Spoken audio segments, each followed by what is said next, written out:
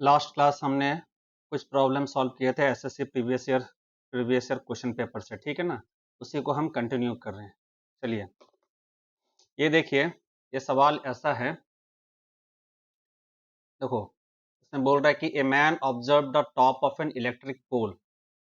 Top of the electric pole को एक आदमी ऑब्जर्व कर रहा है, ठीक है। तो पहले हम इलेक्ट्रिक पोल बना लेते हैं। ये हमारा बन गया इलेक्ट्रिक पोल, ठीक है। अब ये इलेक्ट्रिक पोल एक ग्राउंड पे खड़ा रहेगा, तो वो ग्राउंड हम बना लेते हैं।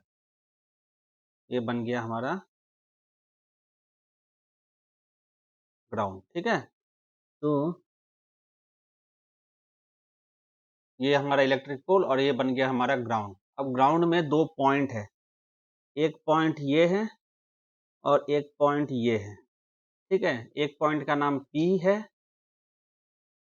और एक पॉइंट का नाम Q है, ठीक है। अब बोल रहा ये है कि P और Q से top of the tower X, ये Y है, तो top of the tower X हो गया। तो X P और Q से टॉप ऑफ द टावर को देख रहा है, तो P और Q से टॉप ऑफ द टावर को देखेगा तो उसका लाइन ऑफ साइट ऐसे बनेगा। एक ये लाइन ऑफ साइट बन गया और एक ये लाइन ऑफ साइट बन गया, ठीक है। तो अब देखो, ये एक लाइन ऑफ साइट बन गया, ठीक है, और ये एक लाइन ऑफ साइट बन गया। और बोल रहा है कि distance between P and Q, ये जो डिस्टेंस है बिटवीन P एंड Q, ये जो distance between P and Q है, ये है 10 मीटर बोला है, ठीक है। और देखो क्या बोला, P and Q at an angle of elevation of 60 degree and 30 degree. अच्छा, जो ये top of the tower X को देख रहा है, P और Q से इसके एंगल ऑफ एलिवेशन है 60 डिग्री एंड 40 डिग्री। तो कौन सा 60 डिग्री होगा? देखो, जब हम क्या मानेंगे, हम ये मानेंगे कि P एंड Q जो है, जो आदमी P पे खड़ा होके X को देख रहा है, वो आदमी का हाइट नेग्लिजिबल है और वो बिंदु समान है, जो कि ऑलमोस्ट पॉइंट P है, और उसका हाइट, पूरा शरीर उसका आंख है, ऐसा मान लेते हैं। अब जब वो आंख से पैरेलल देखेगा तो ये लाइन ऑफ साइट बनेगा, लेकिन अब जैसे पहले ऐसा देख रहा है, वो लाइन ऑफ साइट बनेगा। अब ऊपर के तरफ देख रहा है, तो ये हमारा एंगल ऑफ एलिवेशन बनेगा, ठीक है। ये हमारा एंगल ऑफ एलिवेशन बनेगा, ठीक है। तो एक टावर को हम जितना नजदीक जाके देखेंगे, हमें उतना सर को ऊपर उठाना पड़ेगा, तो मतलब हमारा जो लाइन ऑफ साइट है वो और ज्यादा ऊपर उठेगा, तो एंगल ऑफ एलिवेशन बढ़ेगा। इसलिए जो ज्यादा एंगल ऑफ एलिवेशन है वो टावर के नजदीक होगा, और जो कम एंगल ऑफ एलिवेशन है वो टावर से दूरी पे होगा, ठीक है ना। इतना हमको समझ में आ गया। तो अब बोला है टू फाइंड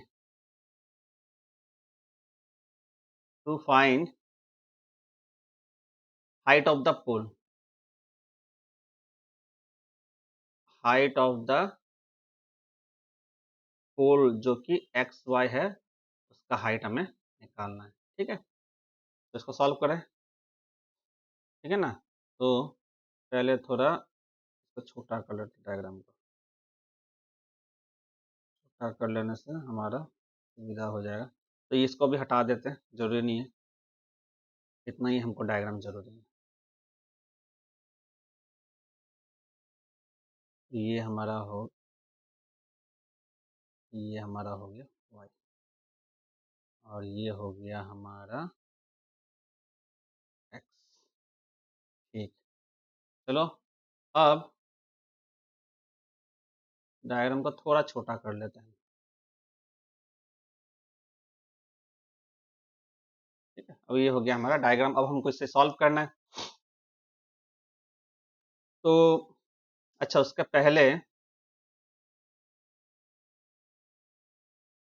पहले हमें ये करना है,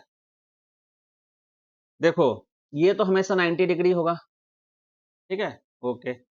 और अब जो ट्राइंगल एक्स वाई पी, जो right angle triangle X Y P है, 90 डिग्री और 60 डिग्री के बीच जो लाइन बनेगा वो हमारा बेस बनेगा, राइट। तो जिसे हम कहेंगे,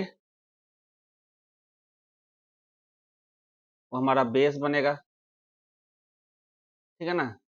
तो y और p जो जो 90 डिग्री और 60 डिग्री का बीच का जो लाइन है वो हमारा बेस बनेगा। तो पहला बेस को हम कहेंगे B1, ठीक है।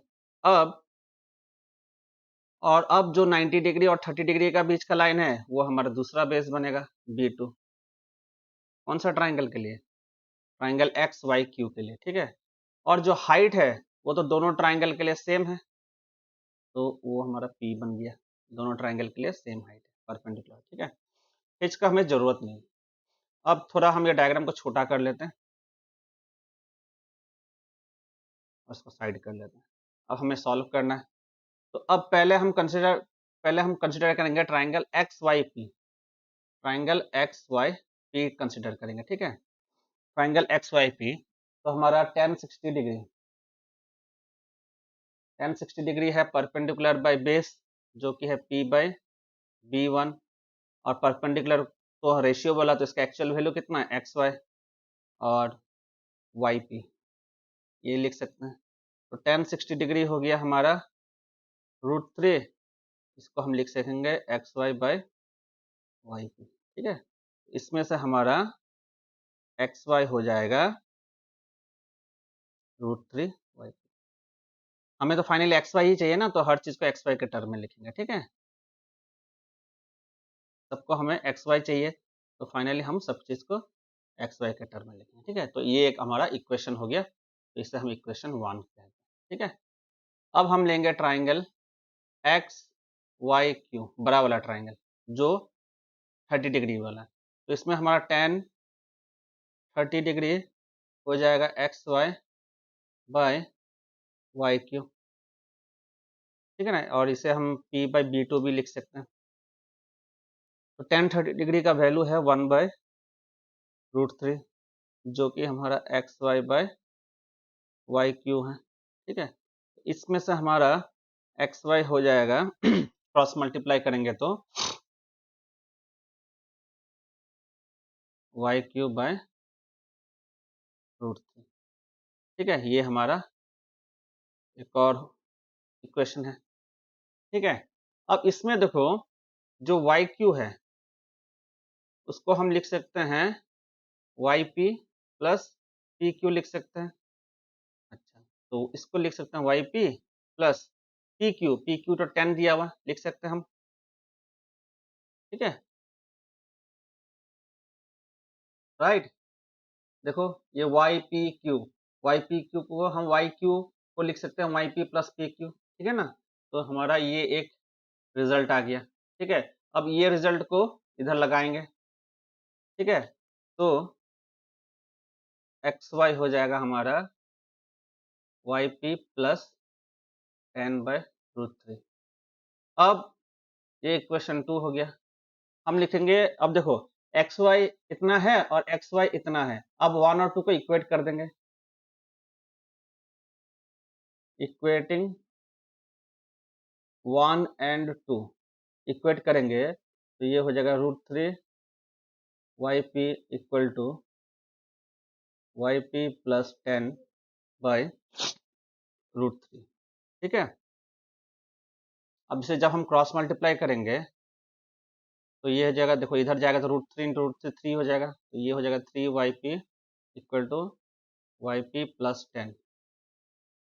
तो ये हो जाएगा 3 Y P minus Y P equal to 10, ठीक है। 3 Y P minus Y P equal to 10, तो 3 Y P minus Y P कितना हो जाएगा, 2 वाई पी इक्वल टू 10। तो हमारा वाई पी कितना हो गया, 5। तो वाई पी का वैल्यू 5 आ गया हमारा, ठीक है। अब जब वाई पी का वैल्यू 5 आ गया तो हम किसी एक इक्वेशन में डाल सकते हैं, आइदर 1 और 2, ठीक है ना। तो हम पुट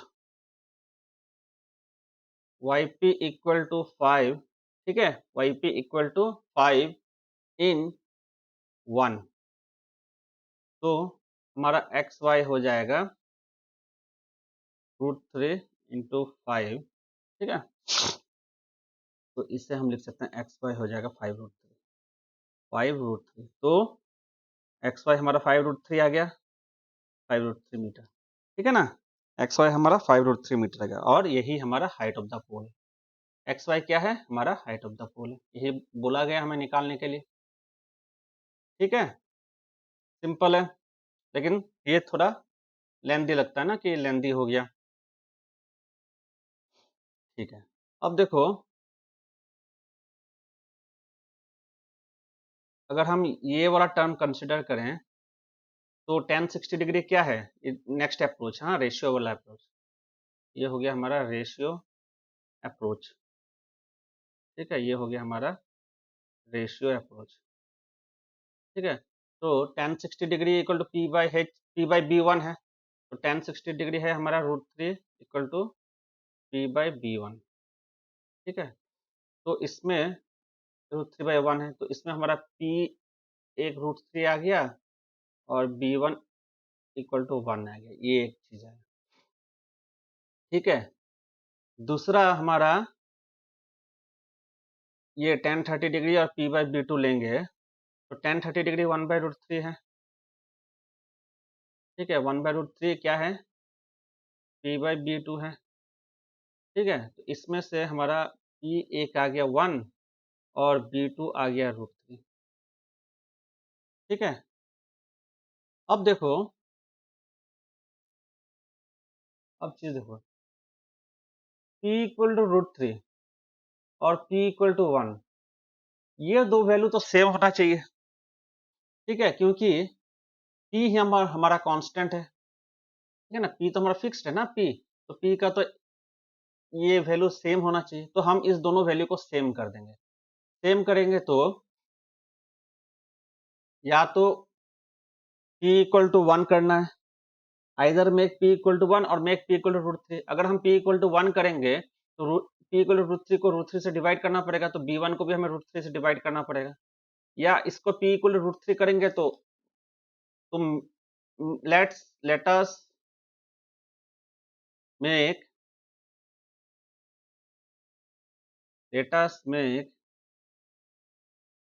एक मिनट, तो एक बार ये डायग्राम कॉपी कर लेता हूँ।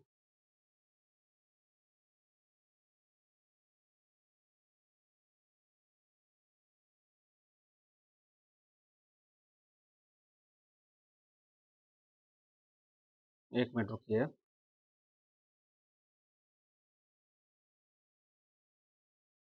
ये हमारा डायग्राम आ गया था और इसको भी कॉपी कर लेता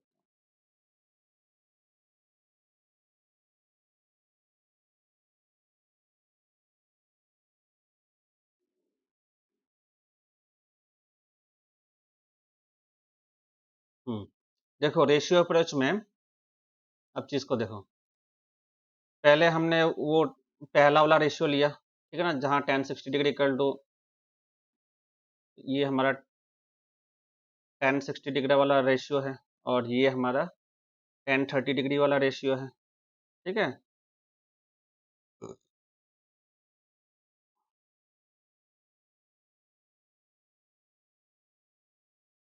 तो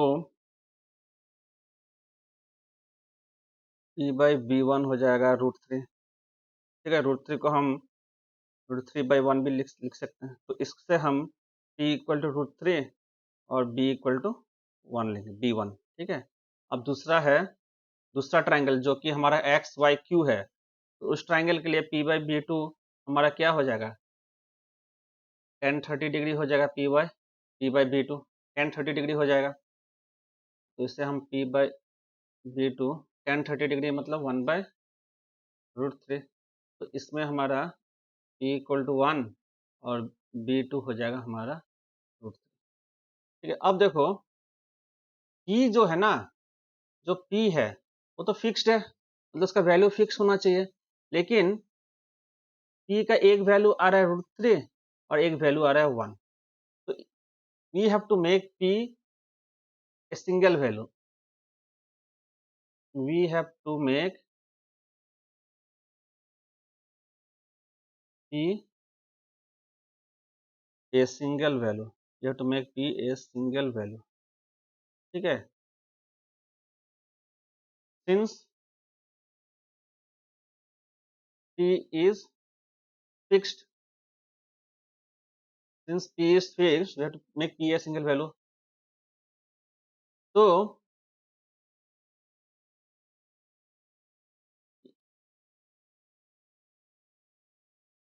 या तो हमें ये पूरा वैल्यू को since p is fixed, तो या तो either make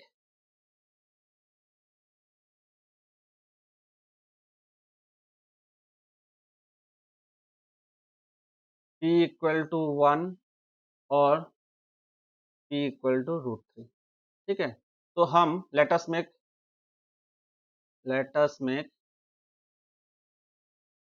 p equal to √3. let us make p equal to √3.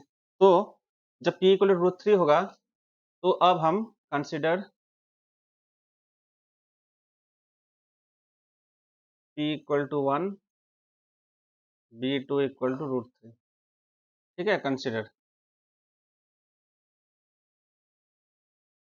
तो consider p equal to 1, b2 equal to √3.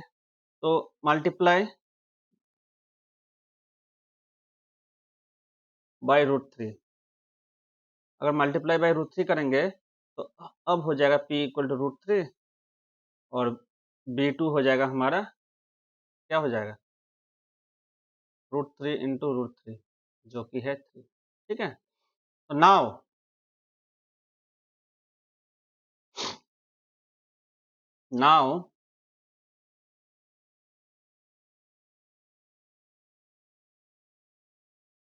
Consider. तो एक हो गया हमारा p इक्वल टू √3 और b equal to 1, b1 equal to 1, और दूसरा हो गया p इक्वल टू √3 और b2 इक्वल टू 3 हो गया. तो since p is same, therefore b2 minus b1 equal to 3 minus 1 और b2 minus b1 क्या है, 10. राइट, b2 minus b1 10 है, equal to,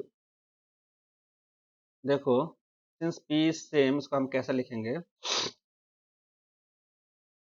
b2 minus b1 is 10 और b2 minus b1 क्या है, इसको हम लिख सकते हैं yq minus yp. तो ये हमारा 10 यूनिट्स है. ठीक है ना, तो ये हमारा 10 yq माइनस ये तो b2 माइनस b1 कितना है, b2 माइनस b1 3 माइनस 1 2 है. ठीक है, और ये हमारा 3 माइनस 1 2 है. ठीक है, b2 माइनस b1.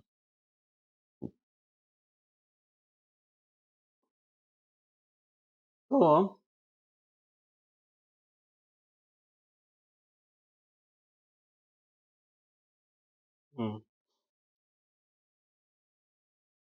10 ये 2 है. ठीक है ना, अब देखो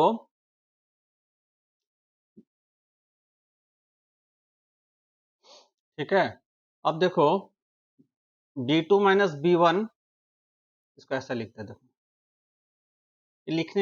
कैसे लिखते हैं उस पर डिपेंड करता है. ठीक है ना, b2 माइनस b1 हमारा 10 यूनिट्स है. ठीक है ना, और b2 माइनस b1 कितना है, 2.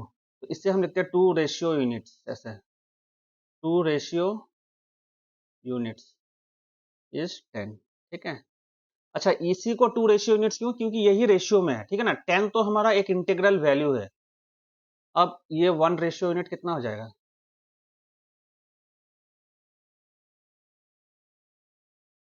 1 रेशियो यूनिट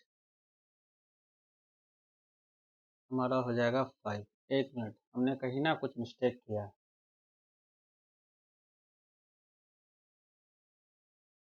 अगर हम p equal to consider p equal to 1 और b2 इक्वल टू √3।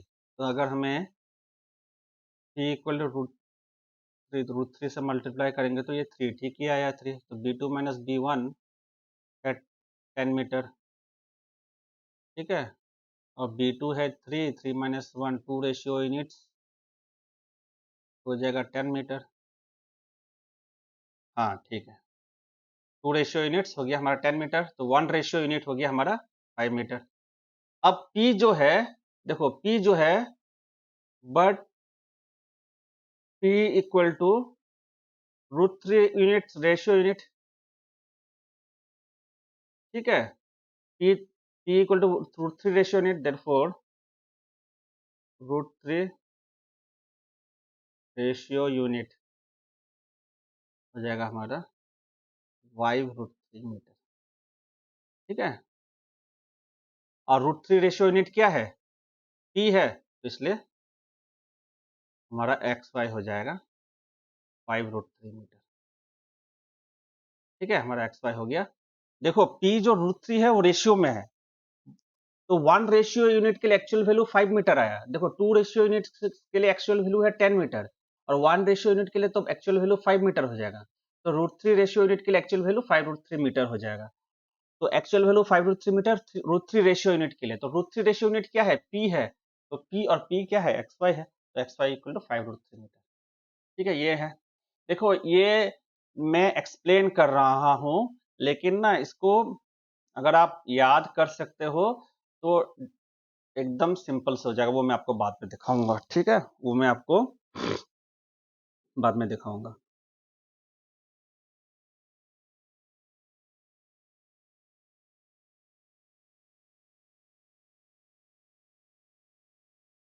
ठीक है, अब देखो दूसरा सवाल।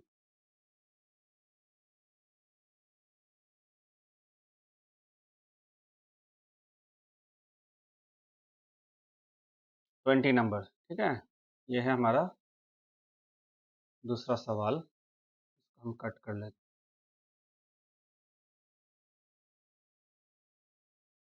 इसको हम कट कर लेते हैं, ठीक है, ये हो गया हमारा 28 सवाल।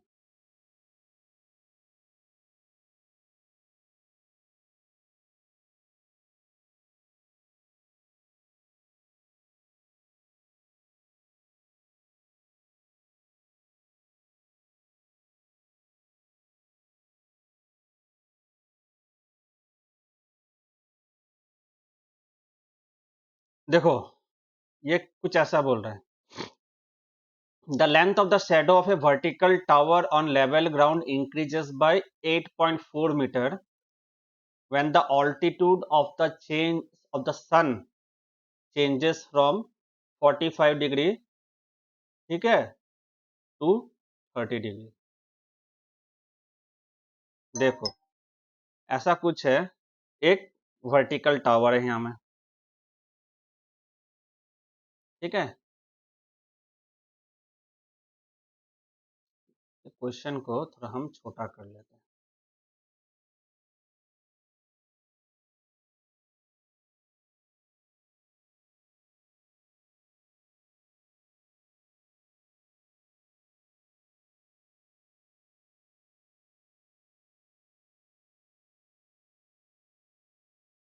ठीक है, तो देखो क्या बोला, the length of the shadow of a vertical tower, ठीक है ना, पहले तो बात एक वर्टिकल टावर बनाना है हमें, ठीक है, तो ये मान लो ये हमारा वर्टिकल टावर हो गया, ये हमारा वर्टिकल टावर हो गया, ठीक है, ये हमारा वर्टिकल टावर हो गया, और ये वर्टिकल टावर ग्राउंड पे खड़ा है, तो हमें ग्राउंड भी बनाना पड़ेगा, ठीक है। अब अब देखो अब देखो बोला कि the length of the shadow of a vertical tower on level ground increases by 8.4 metre, ठीक है, तो देखो ये लेवल ग्राउंड को हम दूसरा कलर से बनाएंगे क्योंकि इसको शेडो बनाना है, तो लेवल ग्राउंड पे खड़ा है मान लो, ठीक है। अब अगर सोचो इस पॉइंट में एक आदमी बैठा होता तो वो सीधा देखता ऐसा हॉरिजॉन्टल, ठीक है, और और मान लो कि मान लो इस पोजीशन पे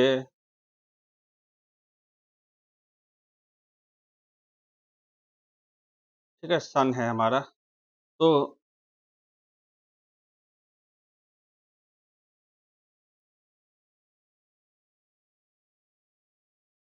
मान लो इस पोजीशन पे सन है,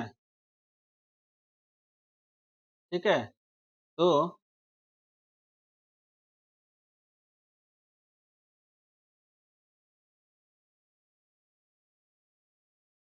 ये हमारा सन का रे आ रहा है, ठीक है ना। और एक टावर पे टच होगा तो पहला जो शेडो बनेगा वो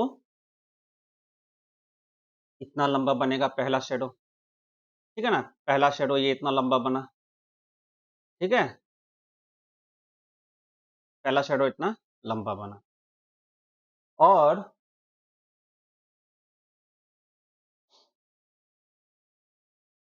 ये हमारा एंगल ऑफ एलिवेशन बनेगा। देखो इस पॉइंट पे, ठीक है ना, इस पॉइंट पे मानो कि एक आदमी बैठा हुआ है, ठीक है। इस पॉइंट पे टावर के ऊपर एक आदमी बैठा हुआ है और वो सूर्य को, और वो पहले सीधा देख रहा है, ठीक है ना। जो सीधा देख रहा है तो ये हमने जो सीधा देख रहा है ये एरो से हमने बनाया, ये एरो से ये सीधा देख रहा है। अब जो है वो आदमी सन के तरफ देखेगा, सन किसके तरफ देखेगा, सन के तरफ, ठीक है। वो आदमी अब सन के तरफ देखेगा, सन के तरफ देखा तो कुछ एंगल बनेगा जो हम कहते हैं एंगल ऑफ एलिवेशन, ठीक है ना। और ये हमने बताया था कि जो एंगल ऑफ एलिवेशन है, ठीक है, और ऑल्टीट्यूड है, वो बढ़ने से बढ़ेगा, घटने से घटेगा। तो पहला ऑल्टीट्यूड इधर है, सोचो, ठीक है, पहला ऑल्टीट्यूड इधर है। तो S1 का ऑल्टीट्यूड मतलब हाइट ये पोजीशन पे है और एंगल ऑफ एलिवेशन ये है। तो उसका परछाई जो गिरा है वो पोजीशन 1 पे उसका परछाई गिरा है, ठीक है। तो पोजीशन 1 है, इसको लिखते हैं L1, length of the shadow, ठीक है, L1। अब बोल रहा है कि when the altitude of the sun changes from 45 degree to 30 degree. तो पहले तो था 45 डिग्री, तो पहले था हमारा 45 डिग्री, ठीक है, पहले था हमारा 45 डिग्री। अब सूर्य जो है थोड़ा नीचे आ गया क्योंकि एंगल ऑफ एलिवेशन घट गया, ठीक है ना। अब सूर्य जो है थोड़ा नीचे आ गया क्योंकि एंगल ऑफ एलिवेशन घट गया, इस पॉइंट में आ गया। अब इस पॉइंट से जो किरण टावर पे टच होगा उसका शैडो यहाँ पे आके गिरेगा, क्योंकि हम ये एज्यूम करते हैं कि जो सन का जो किरण आके टावर पे टच हो रहा है, एक्चुअली शैडो कब गिरता है, जब किरण टावर पे टच होता है और पास नहीं हो पाता है तो बाकी उसका शैडो गिरता है। तो कितना लंबा गिरेगा कि जो ये रे आ रहा है और टच हो रहा है, टच होके भेद के अगर निकलता तो रे कहां टच होता उतना लंबाई शेडो बनेगा, ठीक है ना। तो S2 से ऐसा बनेगा, ठीक है। तो यहाँ कहीं पे आके तो ये जो दूसरा शेडो है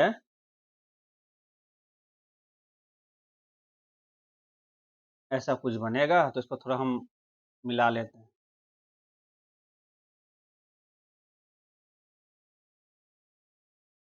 ठीक है, इसको थोड़ा हम मिला लेते हैं।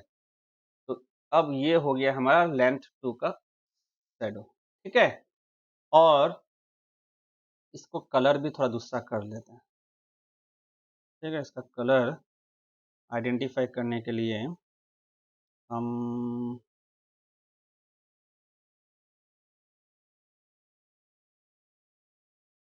ग्रीन वाला कर देते हैं, ठीक है। अब ये जो है ये एंगल हमारा है 30 डिग्री और ऑल्टीट्यूड जो है हमारा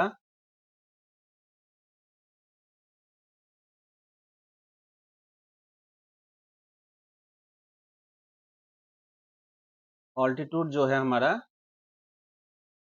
ये देखो, सन 2 का जो ऑल्टीट्यूड है सन 1 से छोटा है। तो हमने पहले क्लास में डिस्कस किया था कि एंगल ऑफ ऑल्टीट्यूड और angle of elevation directly proportional है, ठीक है ना। ऑल्टीट्यूड बढ़ेगा तो एंगल ऑफ एलिवेशन बढ़ेगा, ऑल्टीट्यूड घटेगा तो एंगल ऑफ एलिवेशन घटेगा। लेकिन एंगल ऑफ एलिवेशन और शेडो का जो लेंथ है वो इनवर्सली प्रोपोर्शनल है। अगर एंगल ऑफ एलिवेशन बढ़ा तो शेडो का लेंथ कम होगा, और एंगल ऑफ एलिवेशन घटा तो शेडो का लेंथ बड़ा होगा। ये हमने ऑलरेडी लास्ट क्लास में पढ़ चुके हैं, ठीक है ना।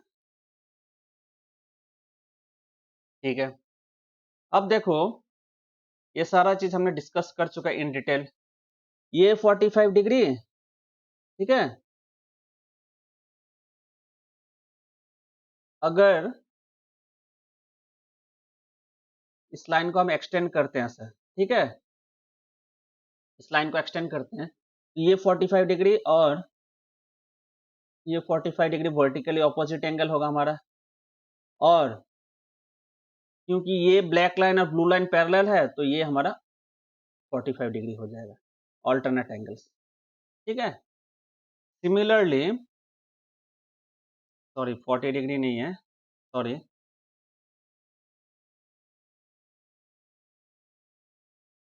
देखो फिर से, ये जो 30 डिग्री ग्रीन वाला है ना, और ये 30 डिग्री इक्वल होगा वर्टिकली ऑपोजिट एंगल्स, ठीक है। और ये 30 डिग्री और नीचे का 30 डिग्री इक्वल होगा ऑल्टरनेट एंगल्स, ठीक है। तो ये जो एंगल ऑफ एलिवेशन 30 डिग्री है वही हमारा एंगल ऑफ एलिवेशन इधर 30 डिग्री आया, ठीक है, ठीक है। अब देखो ये जो ग्रीन वाला 30 डिग्री, फिर वर्टिकली ऑपोजिट एंगल्स 30 डिग्री, और फिर ऑल्टरनेट ऑपोजिट एंगल्स के हिसाब से 30 डिग्री आ गया। सिमिलरली ये जो लाल वाला 45 डिग्री है वो ये वाला होगा, ठीक है ना। एक मिनट, ये जो लाल वाला 45 डिग्री है, ठीक है, वो ये वाला 45 डिग्री होगा जो कि इक्वल होगा, क्यों, क्योंकि वर्टिकली ऑपोजिट एंगल है, वर्टिकली ऑपोजिट एंगल है, और वो 45 डिग्री और ये 45 डिग्री इक्वल हो जाएगा, क्यों, क्योंकि ऑल्टरनेट एंगल्स है, ठीक है। तो इस तरह से हमें ये दो 45 डिग्री आ गया। अच्छा, फिर से एक बार सवाल पढ़ो। सवाल ये बोला जा रहा है कि the length of the shadow of a vertical tower on level ground, जो length of the shadow of a vertical tower on level ground पे जो वर्टिकल टावर का शेडो है वो 8.4 मीटर बढ़ता है जब ऑल्टीट्यूड घट जाता है, ठीक है ना। जब ऑल्टीट्यूड घट जाता है तो 8.4 मीटर बढ़ जाता है। मतलब ये जो L1 और जो ये L1 L2 है ना, ये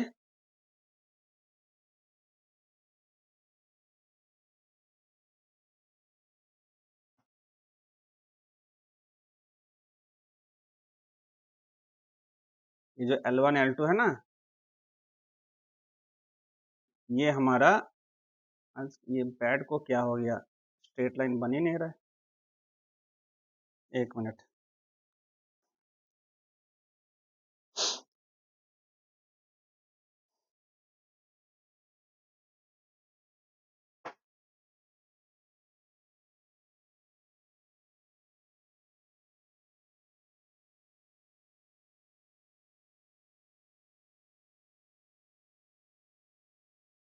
ये जो है 8.5 मीटर हमें बोला गया कि शेडो का लेंथ 8.5 मीटर। देखो पहले जो शेडो था यहां तक बना था, ठीक है, अब जो शेडो है यहां तक बना, तो कितना बढ़ा, 8.5 मीटर बढ़ा बोल के बताया गया, ठीक है ना।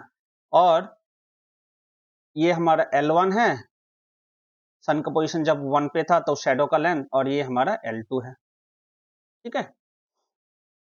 तो देखो ये सिमिलर प्रॉब्लम मैंने आपको पहले भी समझाया था, ठीक है ना। तो अब हम इसका नेमिंग कर देते हैं, चलो। ये मान लो x है, ठीक है, और ये हमारा y है, और ये हमेशा 90 डिग्री होगा, ठीक है। ये जब 90 डिग्री होगा तो 90 डिग्री और 45 डिग्री का जो जो लाइन होगा इसे हम B1 कहेंगे, और 90 डिग्री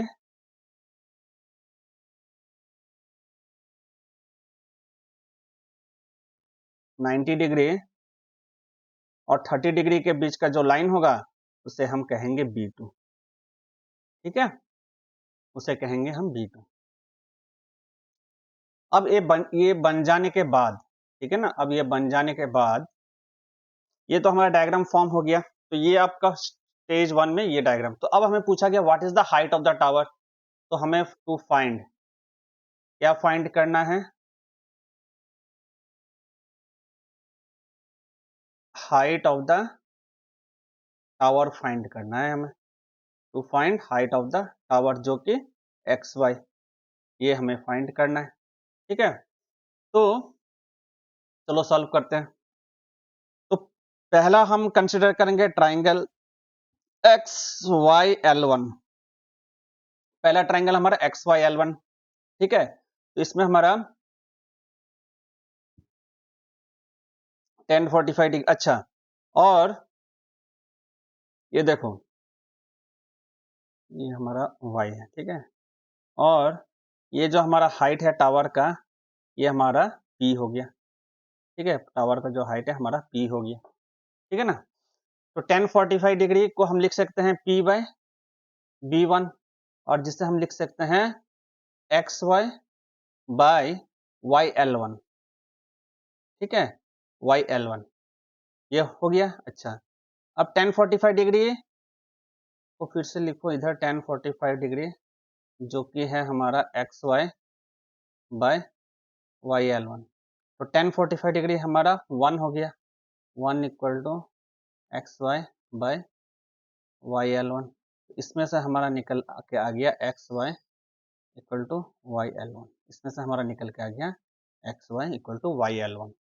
ठीक है, ये एक हमारा इक्वेशन हो गया जिसे हम 1 कहेंगे। अब हम ट्राइंगल XYL2 लेंगे। ठीक है ना, ट्राइंगल XYL2 देखते जाओ, ट्राइंगल XYL2। इसमें हमारा हो जाएगा 1030 डिग्री। 1030 डिग्री हो जाएगा हमारा XY बाय YL2, या ये P बाय B2। 1030 डिग्री है हमारा 1/√3, और ये हो गया हमारा XY बाय YL2। तो ये हमारा XY हो जाएगा, क्रॉस मल्टीप्लाई करेंगे तो YL2 बाय √3। अच्छा, इसमें देखो,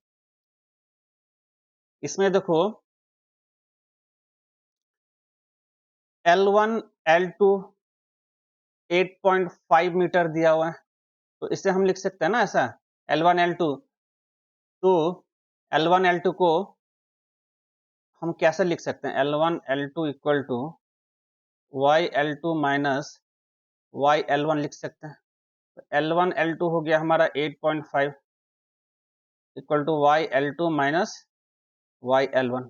तो हमें चाहिए, देखो एक जगह पे YL1 है और एक जगह पे YL2 है, तो हम कोई एक टर्म को कन्वर्ट कर लेंगे। तो हम YL2 ले लेंगे। YL2 हो जाएगा हमारा 8.5 प्लस YL1। अब ये वाला वैल्यू को, ये जो YL2 वाला वैल्यू है, इसको हम इसमें डालेंगे। ठीक है, तो ये हमारा हो जाएगा XY equal to 8.5 plus YL1 by √3। ये हमारा दूसरा इक्वेशन निकल के आ गया। ठीक है, ये हम इक्वेशन 2 ले लेंगे। ठीक है, अब देखो XY YL1 है और XY ये है, तो हम लिखेंगे इक्वेटिंग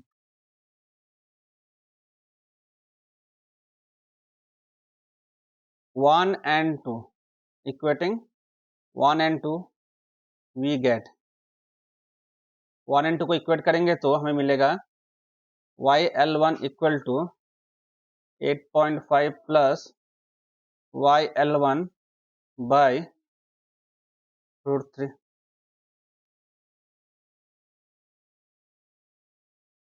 ठीक है,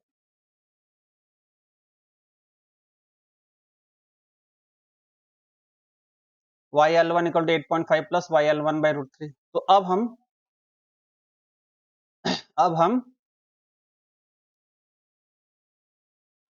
क्रॉस मल्टीप्लाई कर देंगे तो root 3 YL1 equal to 8.5 plus YL1 और root 3 YL1 minus YL1 equal to 8.5 हो गया। तो YL1 कॉमन लेंगे तो ये हो जाएगा हमारा रूट 3 माइनस 1 इक्वल टू 8.5। तो हमारा YL1 हो गया 8.5 बाय रूट 3 माइनस 1। ठीक है, अब देखो नीचे रूट 3 है ना, तो नीचे रूट 3 है तो ये इरेशनल नंबर हो गया, तो हमें इसे रैशनल में कन्वर्ट करना है। रैशनल का मतलब क्या है, 1 2 3 4 ये सारा रैशनल है, जिसे हम नेचुरल नंबर भी कहते हैं। ठीक है ना, तो रैशनल में कन्वर्ट करना है, मतलब रूट हट जाना है। तो 1 2 3 हो या 1/2 2/2 कुछ भी हो नीचे चलेगा, ठीक है ना, लेकिन रूट हट जाना है। तो इसके लिए हम क्या करेंगे, रैशनलाइजेशन वाला कॉन्सेप्ट यूज करेंगे। तो YL1 हो जाएगा हमारा 8.5 by root 3 minus 1 into root 3 plus 1 by root 3 plus 1। ठीक है, रूट 3 माइनस 1 और रूट 3 प्लस 1। तो ये ऊपर तो हो गया 8.5 रूट 3 प्लस 1, ऊपर क्या हो गया हमारा 8.5 root 3 plus 1 by root 3 minus 1 into root 3 plus 1, ये हो जाएगा ये हो जाएगा हमारा root 3 whole square minus 1 square. तो ये हो जाएगा हमारा 8.5 रूट 3 प्लस 1, रूट 3 स्क्वायर 3 है, 3 माइनस 1 2, ये 2। ठीक है ना,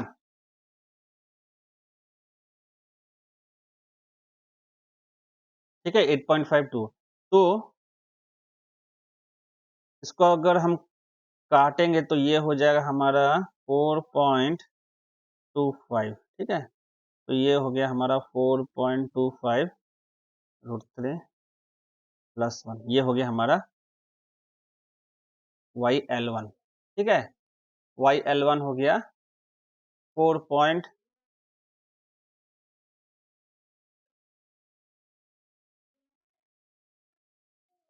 तो ये YL1 हो गया 4.25 रूट 3 प्लस 1 फ्रॉम 1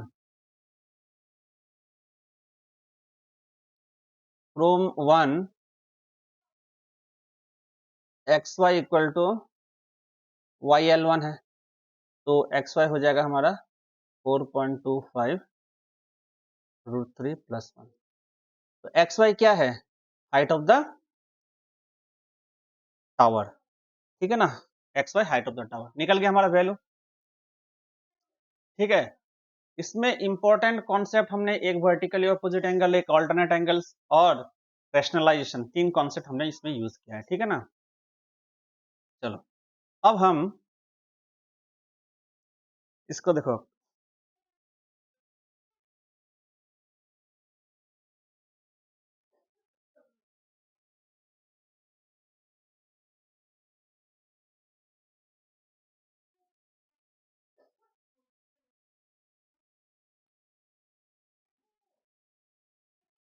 इसको हम कॉपी कर लेते हैं। ठीक है, और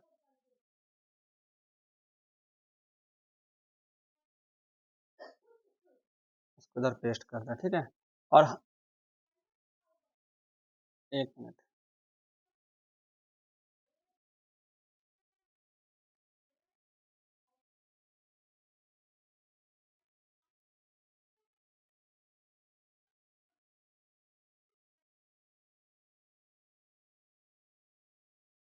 पूरा को कॉपी कर लेते हैं। ठीक है, ये पूरा को कॉपी करके बाद में हम जो जरूरी नहीं है उसको हटा देंगे, नहीं तो कुछ कुछ चीज हमें नहीं मिल रहा है।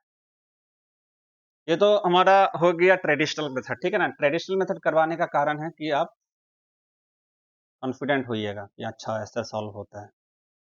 अगर आप एक्सपर्ट है तो आप डायरेक्ट जा सकते हैं। तो इसको पहले सबको मिटा देते हैं, ठीक है, ये सब हमको ज़रूरत नहीं है। अब हमें चाहिए मेन जो ट्राइंगल है वही चाहिए हमको, ये सब ज़रूरत।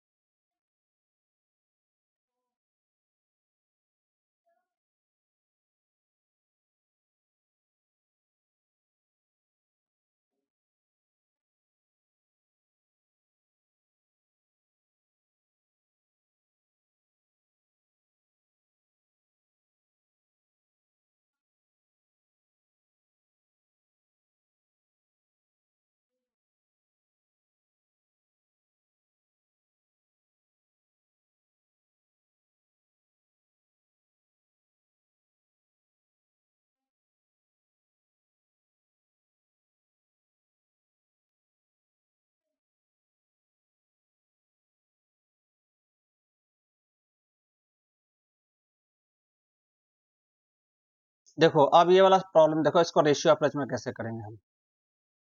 इसे हम करेंगे रेशियो अप्रोच में, ठीक है, ratio approach,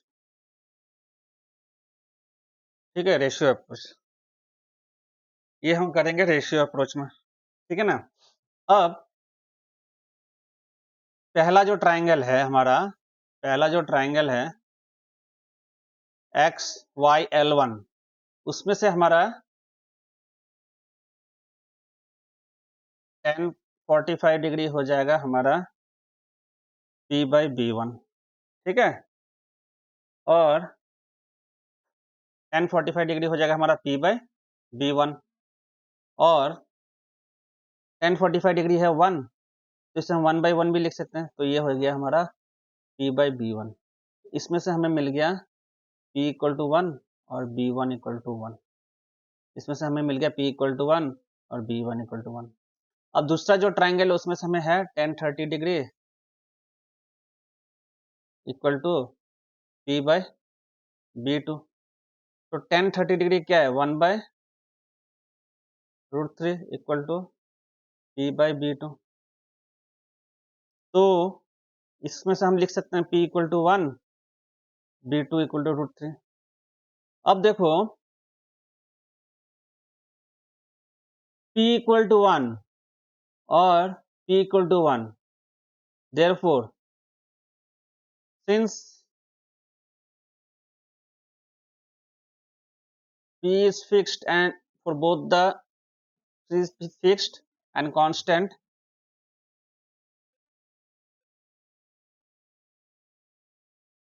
therefore B2 minus B1 हो जाएगा हमारा, B2 माइनस B1 है, therefore B2 minus B1 equal to 8.5 metres, ठीक है, 8.5 मीटर्स, और B2 माइनस B1 कितना है, B2 माइनस B1 है हमारा √3 माइनस 1 इक्वल टू, और जो B2 माइनस B1 है ना, इसको हम लिख रेशियो वाला वैल्यू, तो इसको हम लिख सकते हैं B2 माइनस B1 को, जो रेशियो वाला वैल्यू है इसको हम लिख सकते हैं रेशियो यूनिट्स,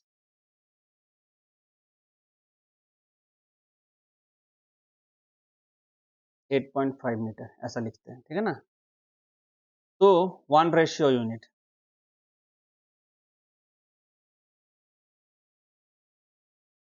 हो जाएगा 8.5 बाय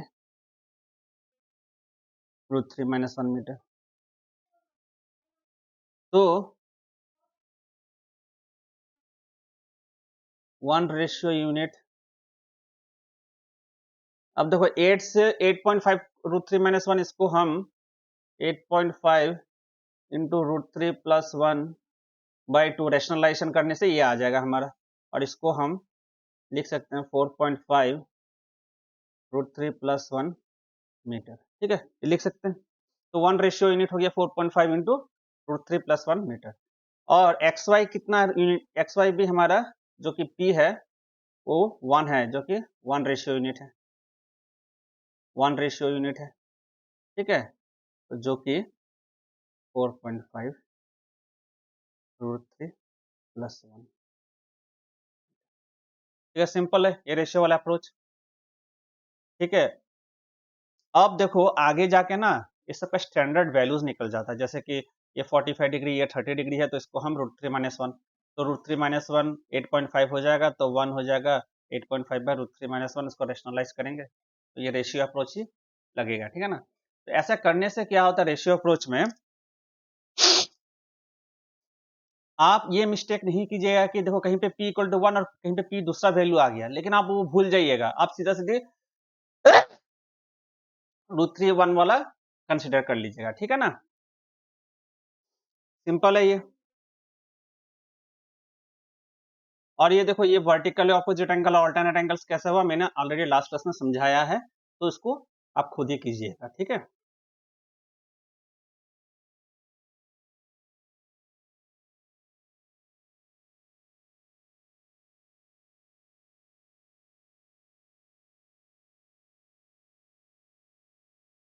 सिंपल रहा ये।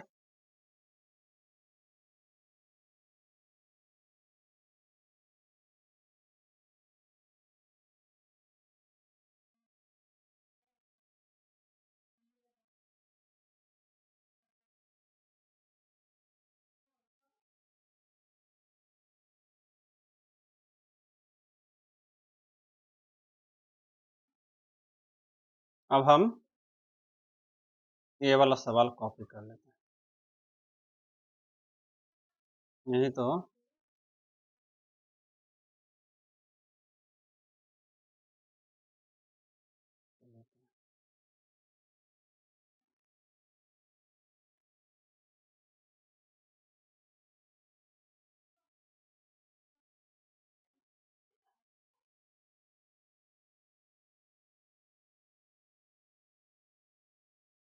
दो सवाल और करते हैं।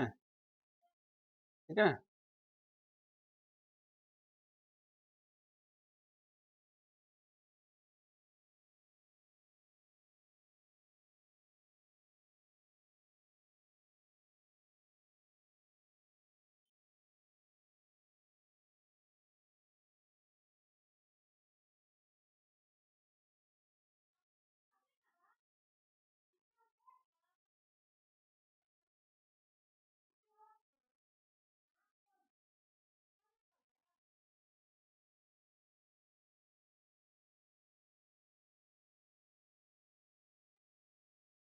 देखो ये सवाल ये बोल रहा है the foot of a ladder,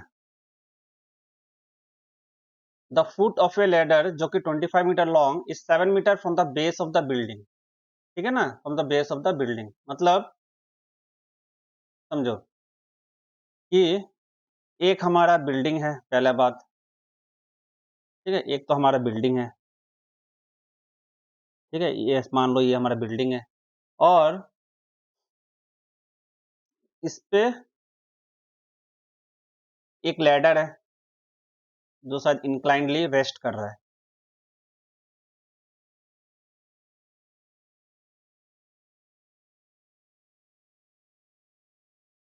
अच्छा, ये हमारा लैडर ऐसे लाई कर रहा है। ठीक है, और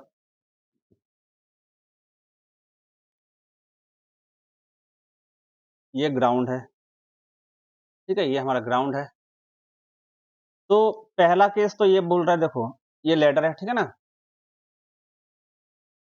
या तो इसको थोड़ा सा सिलेक्ट करके बढ़ा देता हूँ। हाँ, ठीक है, ये लैडर है लाल वाला, और ये लैडर 25 मीटर लॉन्ग है। और पहला केस में ये बोल रहा है, पहला केस में ये बोल रहा है कि ये 7.5 metre from the base of the building. ठीक है, अब क्या हुआ कि जो ये लैडर है ना, ये जो लैडर लाल वाला है, ये स्लिप हो रहा है। तो जैसे स्लिप होगा तो ये लैडर नीचे की तरफ आएगा जैसे स्लिप होगा, और इसका फुट इधर निकलेगा, वैसे ही स्लिप होता है ना। ये जो इसका जो ये एंड पॉइंट है लैडर का, वो नीचे आ जाएगा, तो इस और लैडर का ये वाला जो एंड पॉइंट है ये इधर खिसकेगा। तो अब जो लैडर है, मान लो ऐसा आ रही है, ठीक है। और बोला गया कि the ladder slips by 4 metre, ladder slips by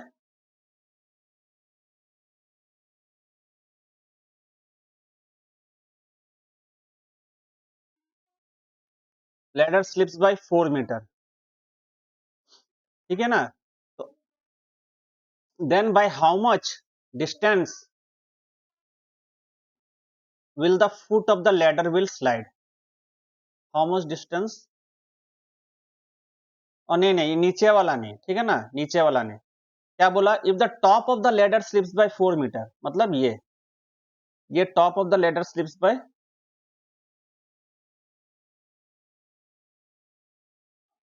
4 metre, and by how much distance the foot of the ladder will slide, मतलब ये डिस्टेंस हमें निकालना है, ठीक है।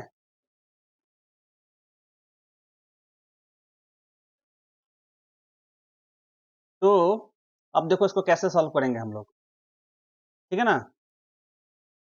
तो ये जो पॉइंट है इसे x मान लो, ठीक है, ये पॉइंट x, और ये हमारा y हो गया, ठीक है। और ये जो पॉइंट है ना, इसको हम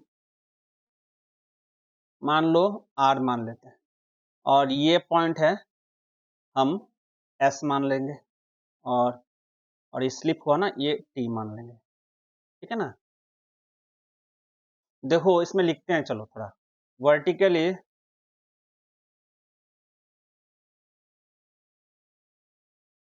द लैडर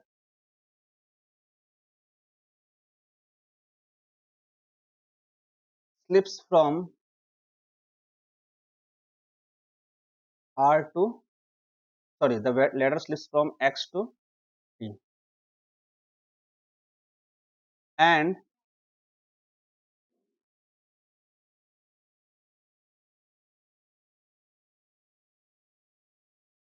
horizontally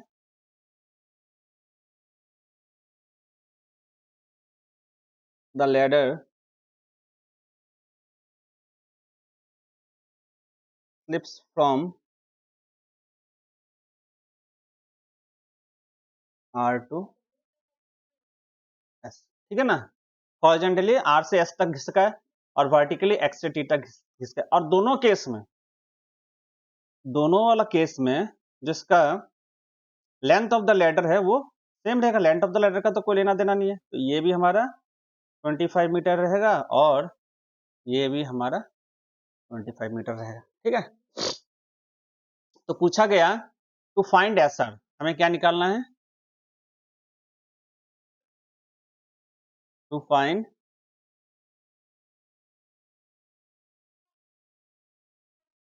एसआर हमें निकालना है, ठीक है ना। To find SR, how much distance will the foot of the ladder will slide, तो हमें एसआर का वैल्यू निकालना है, ठीक है ना।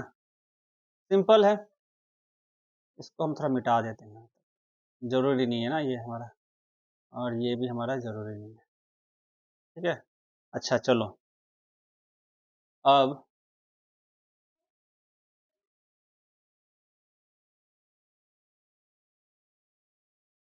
इसको कैसे करेंगे, देखो जब ट्राइंगल हमारा x, जब हमारा ट्राइंगल, ठीक है ना, एक्स आर वाई है, तो इधर लिखते हैं फोर ट्राइंगल एक्स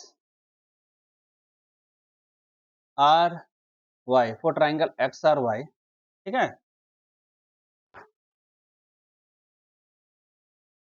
ये तो 90 डिग्री है, ठीक है,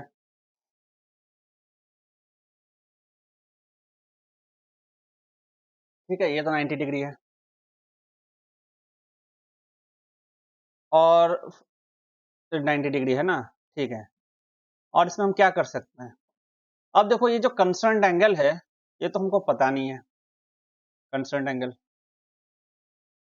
ये ये होगा कंसर्न एंगल या ये होगा, ये तो चीज दिया हुआ नहीं है, तो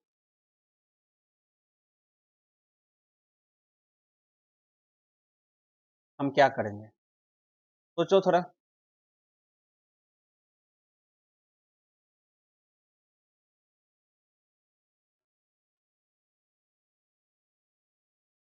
तो कैसे करेंगे हम लोग?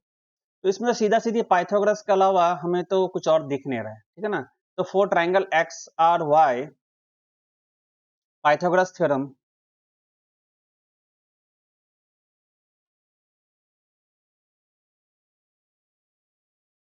यूजिंग पाइथागोरस थ्योरम, क्या यूज करेंगे? पाइथागोरस थ्योरम,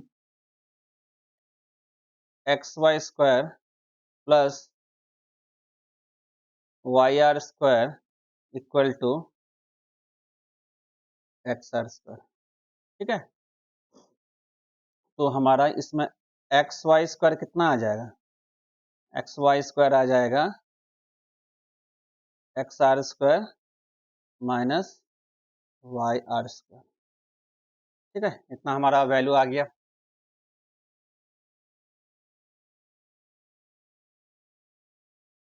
ठीक है।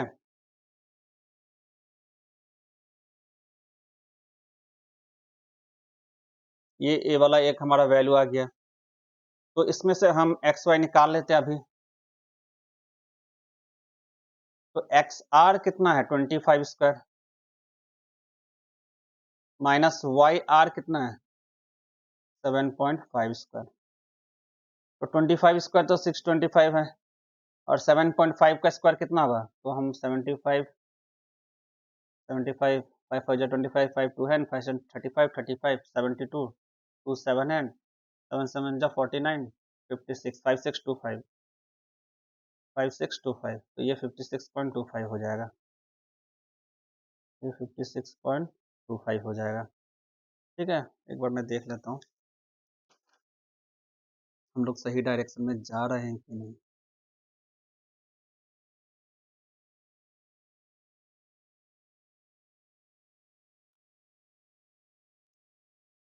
एक मिनट, वही मैं सोच रहा हूँ, ये 7.5 आ गया ना, तो मैं सोच रहा हूँ कि ये 7.5 ऐसा कैसे आ गया?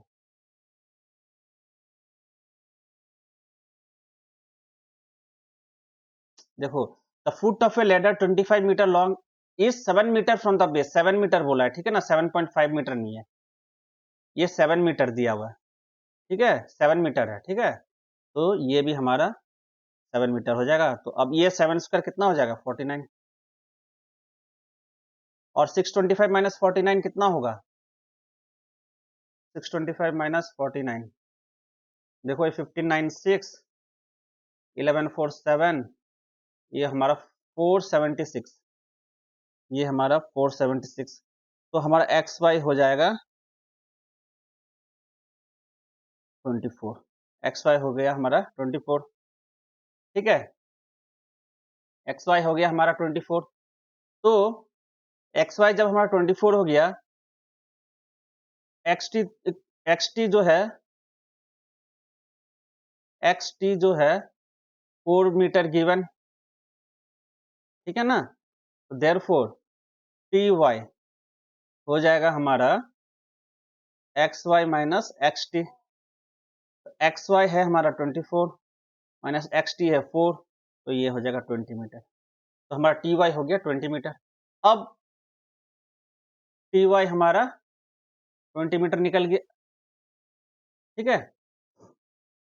तो अब हमें वाई एस कैलकुलेट करना है। तो अब हम लिखेंगे फोर ट्राइंगल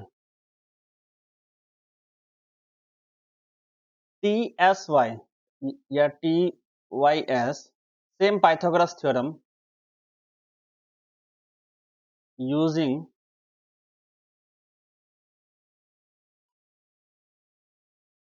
पाइथागोरस थ्योरम, ठीक है। तो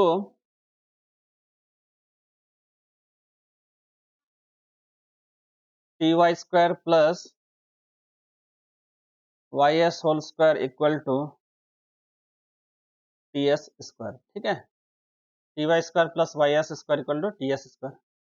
तो इसमें से हमारा वाई एस स्क्वायर हो जाएगा टी एस स्क्वायर। तो टी एस भी हमारा 25 सेम ही रहेगा, 25 square minus T Y square, T Y है हमारा 20 स्क्वायर। तो 25 स्क्वायर हो गया हमारा 625, और 20 स्क्वायर हो गया हमारा 400, तो ये हो जाएगा हमारा 225, ठीक है, ये हो जाएगा हमारा 225। तो YS हो जाएगा हमारा 15 मीटर, ठीक है, YS हमारा आ गया 15 मीटर।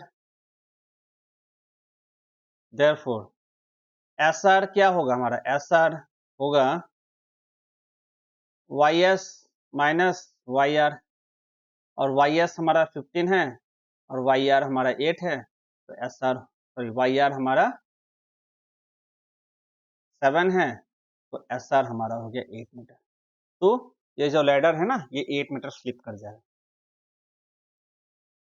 ठीक है, ये लैडर जो है ना हमारा 8 मीटर स्लिप कर जाएगा, ठीक है।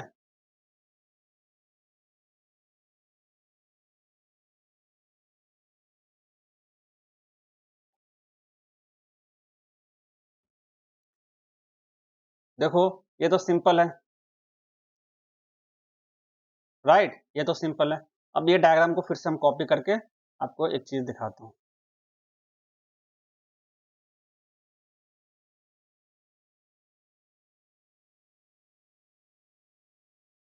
ये डायग्राम है, ठीक है, इसमें से हमें क्या नहीं दिया हुआ था, ये नहीं दिया हुआ था, ठीक है। अब देखो हमें एक ट्रिपलेट पता है 7, 24, 25, एक ट्रिपलेट पता है, राइट। जो ये है हमारा हाइपोटेन्यूस, ये है हमारा परपेंडिकुलर, और ये है हमारा बेस, ठीक है ना, परपेंडिकुलर, बेस और हाइपोटेन्यूस। अगर हम इसे थीटा मान लें कंसर्न्ड, तो ये हमारा बेस हो जाएगा, ठीक है, ये हमारा बेस हो जाएगा। तो देखो हमें पता है कि 24 को ऐसे भी लिख सकते हैं हम, फिर भी वो ट्रिपल एच ही रहेगा। तो अब ये हमारा P, ये B और ये H हो जाएगा। तो अब देखो B7 हमें पता है, H25 हमें पता है, तो P24 मतलब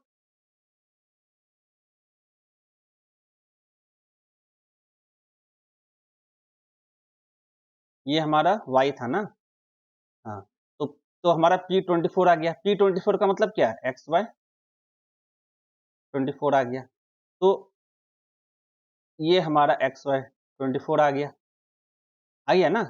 जब हमारा XY 24 आ गया तो ये TY ऑटोमेटिकली 20 हो जाएगा, राइट। अब देखो ये 20 है, ये 25 है,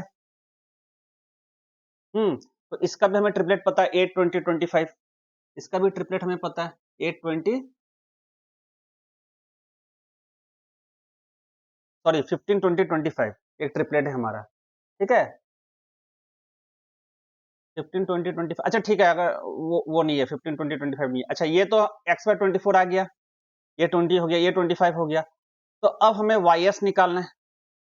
तो हम डायरेक्टली, जब आप एक्सपर्ट लेवल पे पहुंच जाइएगा तो YS को हम लिख सकते हैं ना ऐसा, TS square minus TY square, ठीक है।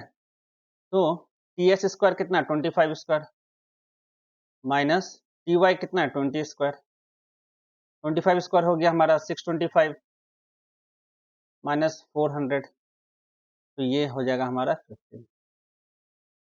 ये हो गया हमारा 15, 20, 25 था, 15, 20, 25, अच्छा ठीक है, 15 आ गया YS हमारा, राइट, YS हमारा 15 आ गया। तो YS 15 आ गया तो SR हमारा 8 हो जाएगा। तो देखो ये करना तो बहुत सिंपल है, आपको एक दो ट्रिपलेट का भी ज्ञान होना जरूरी है, ठीक है ना। एक एटलीस्ट एक ट्रिपलेट, ये तो हमें पक्का पता है, ये ट्रिपलेट 7, 24, 25, ये ट्रिपलेट हमें तो पक्का पता है, ठीक है। इसमें थोड़ा कंफ्यूजन हुआ है कि 15, 20, 25, क्योंकि 15 के साथ दूसरा भी ट्रिपलेट है 112, 113 ऐसा कुछ है, ठीक है ना। तो उतना लंबा जाने का भी जरूरत नहीं है कि ये हमारा कैलकुलेशन से निकल गया, सिंपल है, उतना कुछ नहीं है। लेकिन आपको छोटा छोटा चीज याद रखना बहुत जरूरी है, नहीं तो वो छोटा छोटा चीज कैलकुलेट करने में ही आपका टाइम निकल जाएगा।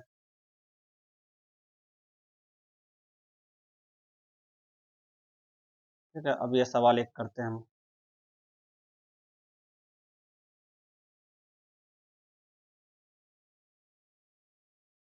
देखो ये क्या बोला है, a poster is on top of a building, बोला है कि एक पोस्टर लगा हुआ है on top of a building, a person is standing on the ground at a distance of 50 metre from the building, the angles of elevation of the top of the poster and bottom of the poster are 45 degree and 30 degree respectively. अच्छा, तो what is 200% of the height of the person? ये कुछ भी नहीं है, simple है। देखो पहला तो ये हमारा एक बिल्डिंग है, ठीक है, और ये हमारा एक ग्राउंड है, तो ग्राउंड को थोड़ा हम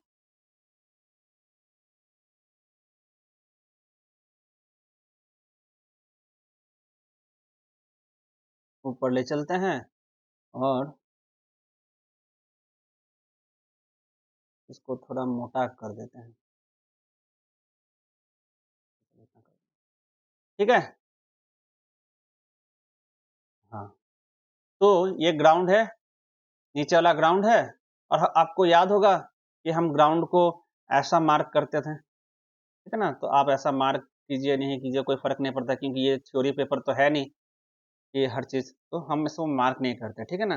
लेकिन समझ लो नीचे वाला ग्राउंड है, तो ऊपर वाला हमारा हो गया बिल्डिंग, ऊपर वाला हो गया हमारा बिल्डिंग, ठीक है।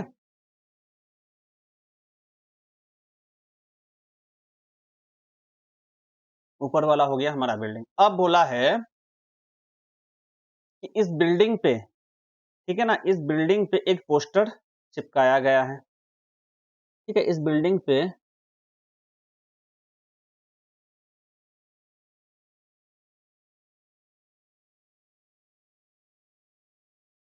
एक पोस्टर ऐसा चिपकाया गया है, ठीक है, इस बिल्डिंग पे एक पोस्टर चिपकाया गया है, और एक आदमी इधर खड़ा है, ठीक है, तो एक आदमी हमारा इधर खड़ा है, और इस जगह से पोस्टर के टॉप को और बॉटम को देख रहे हैं। ये टॉप हो, देखो इस पोस्टर को,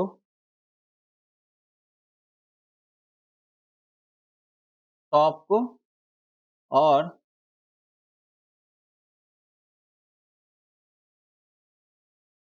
पोस्टर का टॉप को और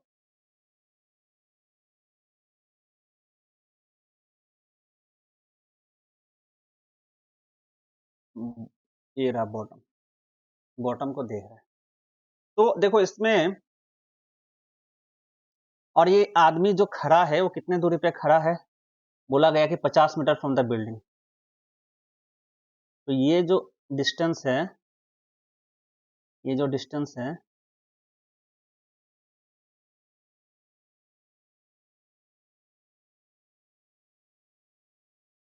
50 मीटर हमें दिया हुआ है, ये जो डिस्टेंस है 50 मीटर हमें दिया हुआ है।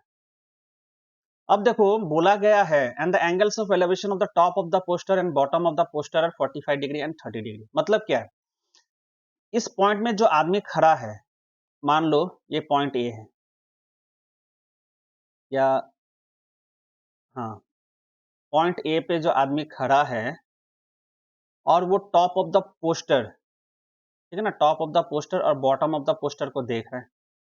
टॉप ऑफ द पोस्टर को हम एक्स मान लेते हैं और बॉटम ऑफ द पोस्टर को हम वाई मान लेते हैं, और ये से हम आर मान लेते हैं, ठीक है। Top of the poster bottom of the poster को देख रहा है, तो देखो इसमें क्या बोला गया, पहला चीज ये है कि देखो आदमी का हाइट दिया नहीं है, तो हम मान लेंगे कि आदमी का हाइट नेग्लिजिबल है और उसका पूरा हाइट एक बिंदु पॉइंट में है जो ग्राउंड में है, जो ए है, और वही उसका आंख है। तो उस आंख से पहले जब वो हॉरिजॉन्टली देखेगा तब तो इस दिशा में देखेगा वो। अब अब ये ऊपर की तरफ देख रहा है, ठीक है ना, अब ये ऊपर की तरफ देख रहा है, तो पहला ये हो जाएगा हमारा 45 डिग्री, ठीक है, और दूसरा वाला को हम कलर बदल देना ठीक रहेगा, और दूसरा वाला का हो गया हमारा 30 डिग्री, ठीक है। दूसरा जो एंगल ऑफ एलिवेशन है हमारा 30 डिग्री है, ठीक है। दूसरा जो एंगल ऑफ एलिवेशन है हमारा 30 डिग्री है।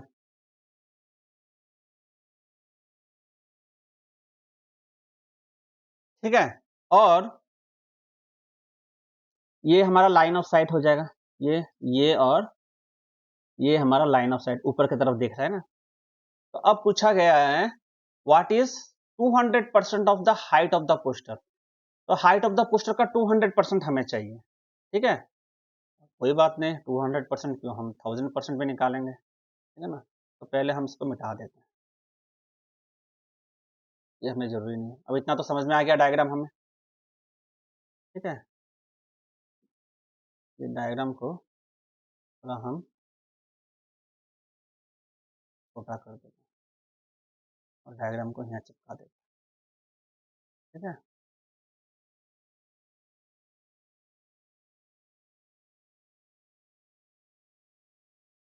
चलो, तो हमें चाहिए क्या, टू फाइंड, हमें क्या फाइंड करना, to find 200% of X Y, ये हमें फाइंड करना है। कितना, 200% ऑफ एक्स वाई, ये हमें फाइंड करना है। ठीक है, 200% ऑफ एक्स वाई हमें फाइंड करना है। तो सॉल्व करते हैं। तो पहला ट्राइंगल हम लेंगे एक्स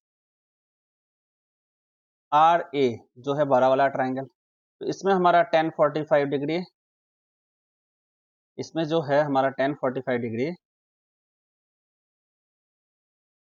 हो जाएगा X R by A R, X R by A R हो जाएगा। ठीक है, तो 1045 डिग्री तो, और X R by A R, चलो एक्स आर ही रखो इसको। तो 1045 डिग्री 1 है, तो ये हो गया हमारा X R by A R. तो इसमें से हमारा निकल गया कि एक्स आर जो है ए आर है, इसका मतलब ए आर कितना है 50 मीटर, हमारा एक्स आर निकल गया 50 मीटर। ठीक है, अब दूसरा लो triangle Y R A, Y R A, triangle Y R A लो। ठीक है, तो इधर हमारा हो जाएगा 1030 degree equal to Y R by A are.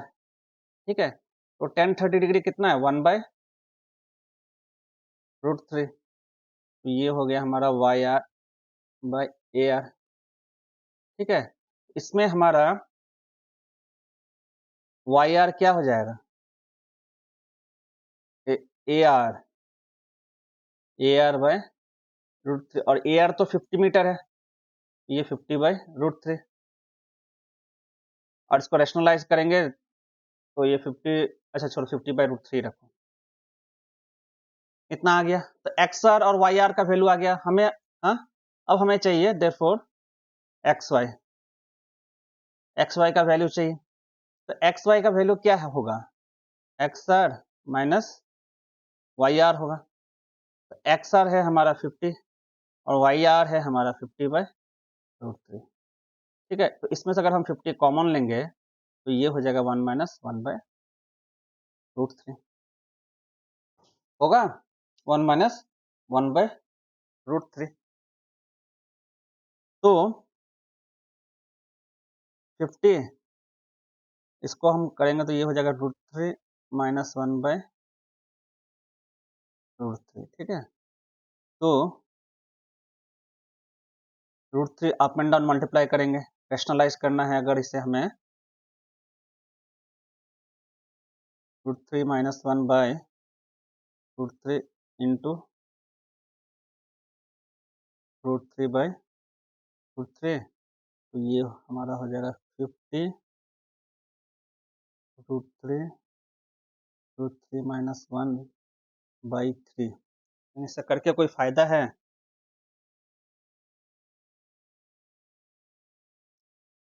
और √3 को अंदर लेके जाएंगे तो ये हो जाएगा 50, √3 इंटू √3 3 माइनस √3/3। ठीक है, नीचे 3, ठीक है ना। तो ये हमारा एक्स वाई, तो एक्स वाई का वैल्यू हमें आ गया है 53 माइनस, तो एक्स वाई क्या है, हाइट ऑफ द पोस्टर है,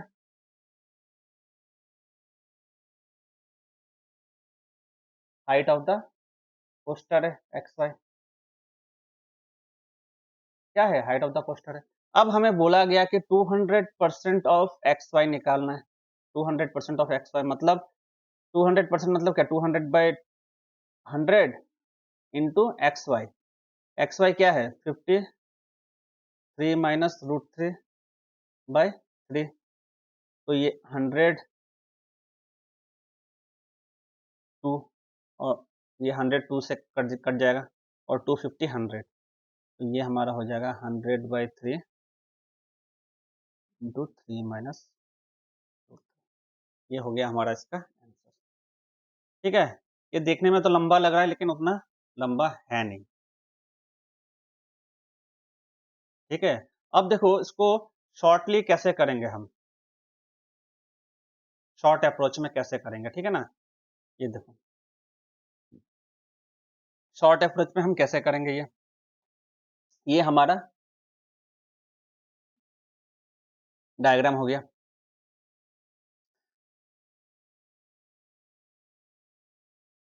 तो देखो पहले पहले triangle triangle X R A, अगर ये कंसिडर करेंगे तो हम 1045 डिग्री,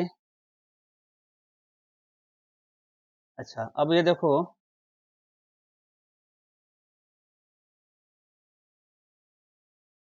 ये बड़ा वाला को हम P1 मान लेते हैं, ठीक है, और ये छोटा हाइट को हम P2 मान लेते हैं, ठीक है, और ये दोनों केस में B तो सेम ही है, तो ये B हो गया, तो 1045 डिग्री हो जाएगा हमारा P1/B, और 1045 डिग्री 1 है, तो 1 हो जाएगा हमारा P1/B, तो हम लिख सकते हैं P1/B, तो हम लिख सकते हैं P1:B को 1:1 लिख सकते हैं कि नहीं, लेकिन जो B है वो तो 1 नहीं है, उसका एक्चुअल वैल्यू कितना है 50 मीटर है, तो 1 को हम 50 से मल्टीप्लाई करेंगे तब जगह 50 आएगा, तो सिमिलरली वही 50 को इधर भी मल्टीप्लाई करना पड़ेगा हमें, तो हमारा 50 आ गया। तो P1 रेशियो वैल्यू 1 है और उसका एक्चुअल वैल्यू 50 है, तो एक्चुअल वैल्यू P1 का 50 है, तो 50 किस चीज को रिप्रेजेंट करेगा, XR को रिप्रेजेंट, ठीक है। अब हम ट्राइंगल YRA लेते हैं, तो 1030 डिग्री हो जाएगा हमारा P2/B, ठीक है, तो 1030 डिग्री क्या है 1:√3, 1/√3, और इसे हम लिखेंगे P2/B, ठीक है, तो P2:B को लिख सकते हैं हम 1:√3, ठीक है। फिर से देखो P2:B, लेकिन B तो √3 नहीं है, B कितना है 50 है, तो B √3 नहीं है, B का एक्चुअल वैल्यू है 50, तो 50 आने के लिए हमें कितना से मल्टीप्लाई करना पड़ेगा √3 को, पता नहीं, तो हम क्या करेंगे आउटपुट बाय इनपुट कर देंगे। अब ये 50/√3 को भी 1 से मल्टीप्लाई करना है हमें, सेम नंबर से, क्योंकि ratio up and down same number से मल्टीप्लाई होता है, तो अब हमारा ये हो गया 50/√3। तो देखो अब हमारा P1 P2 दो वैल्यू निकला, ठीक है, जो कि है हमारा ये P2 क्या है, तो इसमें से देखो P2 का एक्चुअल वैल्यू निकला है 50/√3, जो कि है हमारा YR, ठीक है, और P1 का हमारा एक्चुअल वैल्यू निकला है 50, जो कि है हमारा XR, ठीक है। अब हमें चाहिए हाइट ऑफ द पोस्टर, अब हमें क्या चाहिए, हाइट ऑफ द पोस्टर, जो कि है एक्स वाई कैसे निकलेगा हमारा XR माइनस YR, जो कि है हमारा 50 माइनस 50√3, ठीक है, 50 माइनस 50 रूट 3। तो अब 50 कॉमन लेंगे तो ये 3 माइनस रूट 3 बाई रूट 3 ये आएगा, करना जो मैं पहले करके दिखाया। तो एक्स वाई ये आ गया हमारा ऊपर। तो अब हमें चाहिए 200% ऑफ एक्स वाई, ठीक है। तो ये हो गया 200 by 100 into 50 3 minus root 3 by root 3, ठीक है। तो ये 100 टू जा, तो ये हो गया 100 बाई 100 बाई ये रूट 3 नहीं, ये 3 होगा, ठीक है। तो ये हो जाएगा 100 बाई 3 माइनस, सिंपल है। तो 200% ये आ गया। देखो मेन इसका जो खेल है ना वो रैशनलाइजेशन है और कुछ नहीं है। अब देखो, अब तो एग्जाम में हमें ये भी मेथड नहीं करना है। एग्जाम में हमें जितना हम टाइम बचा सकते हैं उतना हमारे लिए ठीक रहेगा। तो इसे हम कॉपी कर लेते हैं, इसके बाद हम पेस्ट कर देते हैं। अब देखो, जो 45 डिग्री है, 45 डिग्री जो है उस केस में P11 और B1 हो जाएगा, ठीक है ना। तो B तो 1 नहीं है, कितना है 50 है, तो ये हमने 50 से मल्टीप्लाई कर दिया। तो 1 को भी हमें 50 से मल्टीप्लाई करना पड़ेगा, तो ये हमारा 50 आ गया, ठीक है ना। अब 40, अब जो ये तुम्हारा 30 डिग्री है, 30 डिग्री केस में P1 कितना है 1 है, और B कितना है √3 है। लेकिन B तो √3 नहीं है, B तो 50 है। तो √3 से 50 जाने के लिए हमें 50 बाई √3 करना पड़ेगा, 50 बाई √3। और एक मिनट, tan 30 के लिए P2 1 है, ठीक है ना, P2 1 है। तो अब B तो √3 है, लेकिन B का एक्चुअल वैल्यू 50 है, तो √3 से 50 जाने के लिए हमें 50 बाई √3 से मल्टीप्लाई करना पड़ेगा। तो सेम यही नंबर P2 को भी मल्टीप्लाई करना पड़ेगा 50 बाई √3, जो कि हमारा 50 बाई √3 आ गया, ठीक है। आ गया। अब हमारा हाइट ऑफ द पोस्टर क्या है, एक्स वाई, जो कि 50 माइनस 50 बाई √3 है। अब इसमें से हम 50 कॉमन ले लेंगे, तो ये हो जाएगा 1 माइनस 1 बाई √3, ठीक है ना, 1 माइनस 1 बाई √3। अब इसको देखो, इसको हम 51 माइनस ये √3 को रैशनलाइज करेंगे तो अप एंड डाउन √3 से मल्टीप्लाई कर देंगे, तो ऊपर √3 और नीचे √3 इंटू √3 हो जाएगा। तो ये हो जाएगा हमारा √3, ये हो जाएगा हमारा 51 माइनस √3 बाई 3, और ये हो जाएगा हमारा 50 बाई 3 माइनस, या तो इसको ऐसे लिखो 50, ये हो जाएगा हमारा 3 माइनस √3 बाई 3, ठीक है। और ये हो गया हमारा 50 बाई 3 माइनस √3। अब हमें चाहिए 200% ऑफ एक्स वाई, तो ये हो जाएगा 200 बाई 100 इंटू 50 बाई 3 माइनस √3। तो ये 100 टू जा, तो ये हो गया हमारा 103 बाई 3 माइनस। फिर भी तो आपको ये रैशनलाइजेशन करना ही है, तो इतना तो कैलकुलेशन करना ही पड़ेगा, ठीक है ना। और एक्स वाई जो रहा लाल वाला, वो हमारा हाइट ऑफ द पोस्टर हो गया। तो देखो ये 3 स्टेज में मैंने सॉल्व किया। एक तो हमारा ट्रेडिशनल मेथड से सॉल्व किया, ठीक है ना। उसके बाद मैंने आपको रेशियो अप्रोच करके दिखाया, ठीक है, tan 45 वाला।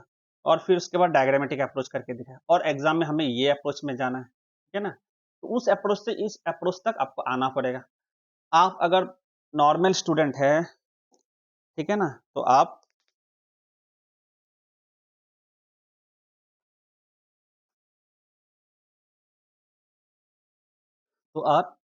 तीनों कीजिए और खूब प्रैक्टिस कीजिए, और जब आप थोड़ा एक्सपर्ट बन जाइएगा तो डायरेक्ट डायग्रामेटिक अप्रोच में आ जाइएगा, ठीक है ना। सिंपल है, कुछ भी नहीं है, सिर्फ कैलकुलेशन है और ट्रिग्नोमेट्रिक अप्रोचेस है, ठीक है ना। चलिए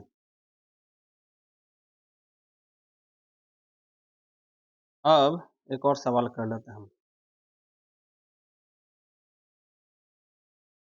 ये वाला सवाल कर लेते हैं, उसके बाद हम रुक सकते हैं आज के लिए।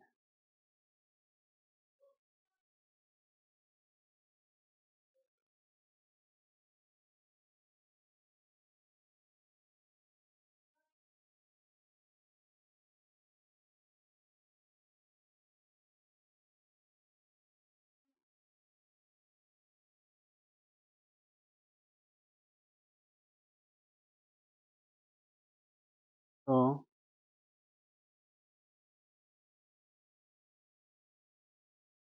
ये देखो, ये सवाल हमारा नेक्स्ट है, ठीक है ना। तो ये सवाल क्या है, ये सवाल ऐसा बोल रहा है कि the angle of elevation of the top of an the angle of elevation of the top of an unfinished tower, ठीक है। तो एक टावर है, ठीक है ना, एक टावर है जो कि अनफिनिश्ड है, मतलब सोचो टावर इतना हाइट का है, अभी इतना बना है हाइट, ठीक है। और और ये हमारा ग्राउंड है, सोचो ये हमारा ग्राउंड है, ठीक है ना। और बोला गया है the angle of elevation of the top of an unfinished tower at a point distance 78 metre from its base, मतलब सोचो इस पॉइंट से जो अनफिनिश्ड टावर है, ठीक है ना, जो अनफिनिश्ड टावर है उसका एंगल ऑफ एलिवेशन, ठीक है, उसका जो एंगल ऑफ एलिवेशन है,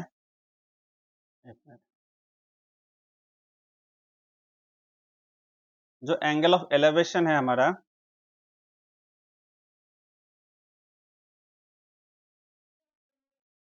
देखो रुको थोड़ा, ये स्ट्रेट लाइन नहीं बन रहा है, हाँ अब बन गया ये। तो अब देखो ये जो एंगल ऑफ एलिवेशन बोल रहा है कितने दूरी पे है, 78 मीटर दूरी पे है, ये जो है 78 मीटर दूरी पे इसका एंगल ऑफ एलिवेशन है। और और बोला जा रहा है कि जो एंगल ऑफ एलिवेशन है कितना है, 30 डिग्री है। अब तो आपको समझ में आ रहा है कि एंगल ऑफ एलिवेशन क्या हो रहा है इधर, और इंसान का हाइट दिया नहीं है तो उसको हम कंसिडर नहीं करेंगे, 30 डिग्री है। अब बोला गया है how much higher must the tower be raised, कितना ऊंचाई टावर को रेज करना पड़ेगा so that the angle of elevation of the top of the finished tower at the same so that the angle of elevation of the top of the finished tower at the same point will be 60 degree, ठीक है। तो अब जो है, अब ऐसा मन, अब टावर को,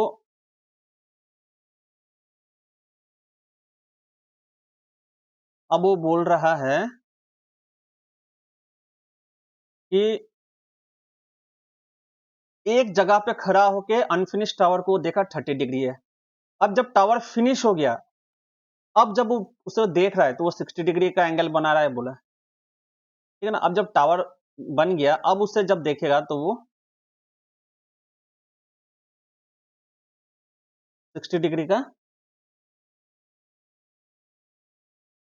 एंगल बनेगा बोल रहे हैं, ठीक है। तो अब हम जो एक्स्ट्रा टावर है ना, जो एक्स्ट्रा टावर है उसका कलर कुछ ग्रीन ले लेते हैं हम,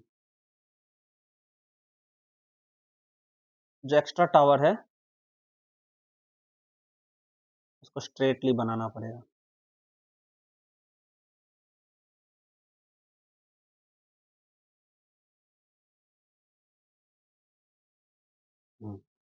ये जो ग्रीन वाला है ना वो एक्स्ट्रा टावर बाद में बना है, ठीक है, एक्स्ट्रा टावर बाद में बना है।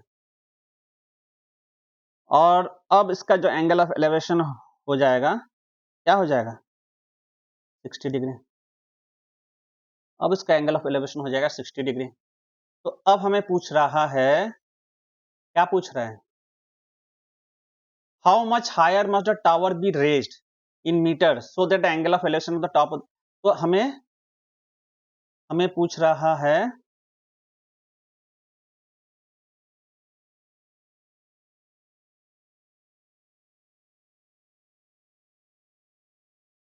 कि कितना और ऊंचा तक अगर हम टावर को खींचे ताकि एंगल ऑफ एलिवेशन 60 डिग्री, मतलब जो टावर पहले इतना तक बना था, अब टावर को कितना और ऊंचा ले जाना पड़ेगा ताकि हमारा एंगल ऑफ एलिवेशन 60 डिग्री हो जाएगा, ठीक है, वही पूछा। तो इससे हम x मान लेते हैं, ठीक है, ये वाला पॉइंट को, और ये वाला पॉइंट को हम मान लेते हैं y, और ये हमारा t, और ये हमारा हो गया r, ठीक है। तो सिंपल है, सेम डायग्राम आ गया। तो एक्चुअली तो हम इसे सिमिलर वे कर सकते हैं ना, ये 30 डिग्री है, 1/√3, ये √3 नहीं है, 78 है, तो इसको 78/√3 से करना है, ये हमारा 78/√3 हो जाएगा। अब ये tan 60 डिग्री है, तो ये √3 है, ये 1 है, 178 है, तो √3 कितना होगा, 78√3, तो 78√3 माइनस 78/√3, तो 78 इंटू 3 माइनस 78, 3 माइनस 2, तो 78 इंटू 2/3, 316, बस इसी टाइप का कुछ होगा, आंसर आ जाएगा हमारा, ठीक है। इसको मिटा देते हैं ग्राउंड को थोड़ा,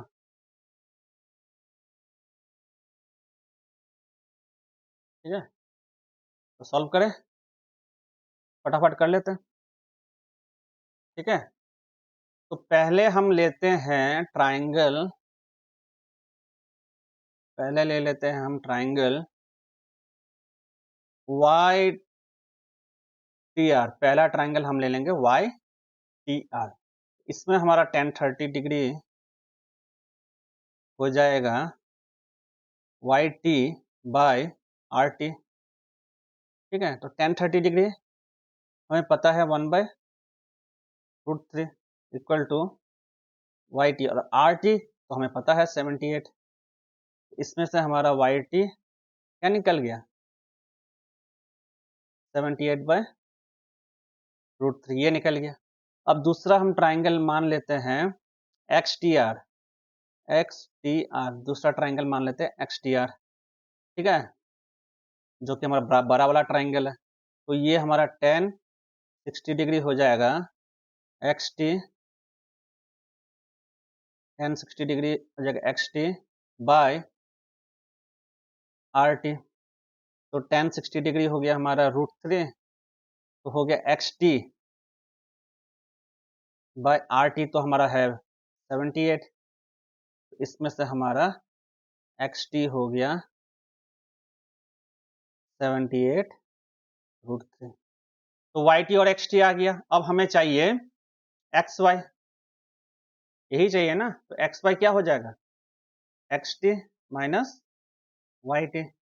तो एक्स टी कितना है 78√3 माइनस, और वाई टी कितना है 78/√3। तो हम 78 को कॉमन ले लेंगे, तो ये हो जाएगा √3 माइनस 1/√3। तो √3 इंटू √3 ये हो जाएगा 78, और ये √3 इंटू √3 3 माइनस 1/√3, तो ये हमारा 78 इंटू 2/√3, ठीक है। तो आंसर देखो क्या है, आंसर कुछ और है, तो उसको और फर्दर सिंप्लीफाई करना पड़ेगा। 78 इंटू 2, ठीक है, इंटू ये √3 को रैशनलाइज करना है, तो ऊपर और नीचे √3 से मल्टीप्लाई करना है, ठीक है ना, √3 इंटू, ठीक है। तो ये हमारा 78 इंटू 2 इंटू √3 बाई, ठीक है, ये हो गया। तो 3, ये 78 को काटेंगे तो कितना, 3 2 जा 6, 3 6 जा 18, और 26 2 जा 52, तो 52 तो हमारा एक्स वाई आ गया 52 मीटर। ठीक है, सिंपल है, कुछ भी नहीं है। ठीक है ना। अब इसी को अगर हम डायग्राम को कॉपी कर लेते हैं,